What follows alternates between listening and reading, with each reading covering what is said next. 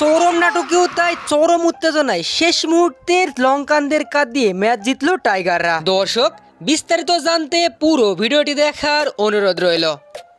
Super 4-এ নিজেদের প্রথম ম্যাচে শক্তিশালী লঙ্কানদের বিপক্ষে মাঠে নেমেছিল টাইগাররা।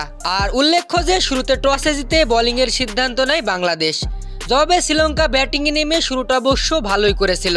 লঙ্কানদের উদ্বোধনী জুটি থেকেই আসে 44 রান। এরপর অবশ্য লঙ্কানদের দ্বিতীয় উইকেট খুব দ্রুতই পড়ে। দারুণ খেলতে থাকা কুশাল মেন্ডিস আউট হন ব্যক্তিগত 34 রান করে, অর্থাৎ স্কোরবোর্ডে 58 রান সংগ্রহ করতে দুটি উইকেট হারিয়ে যায় লঙ্কানদের। শুরুটা ভালো হলেও সময়ের সাথে সাথে ম্যাচে ফিরতে থাকে টাইগাররা। নিয়মিত বিরতিতে উইকেট হারিয়ে চাপের মুখে চলে যায় শ্রীলঙ্কা।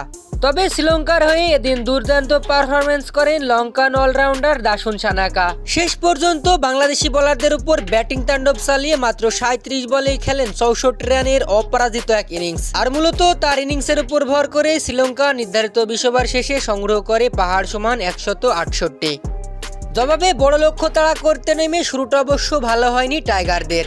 স্কোরবোর্ডে কোনো রান না করে আউট তানজিদ তামিম। তবে শুরুতে উইকেট হারালেও এদিন টাইগারদের হয়ে দারুণ খেলেন সাইফ হাসান। আউট হওয়ার আগে এই ব্যাটারের ব্যাট থেকে আসে 61 রানের এক বিধ্বংসী ইনিংস।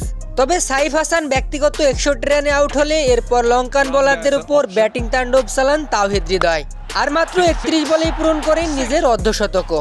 তবে ম্যাচের উত্তেজনা বাড়িয়ে শেষ মুহূর্তে ব্যক্তিগত 58 রানে আউট হয়ে গেছেন তাওহিদ হৃদয়ও। তাওহিদ হৃদয় আউট হলে ব্যাটিংয়ে নামেন জাকির আলী অনিক এবং মনে হয় ম্যাচটি সহজেই জিতে যাচ্ছে টাইগাররা। তবে অনিক আউট হলে শুরু হয় ম্যাচের নাটকীয়তা। তবে শেষ পর্যন্ত রুদ্ধশ্বাস ভাবে ম্যাচটি জিতে নেয় টাইগাররা।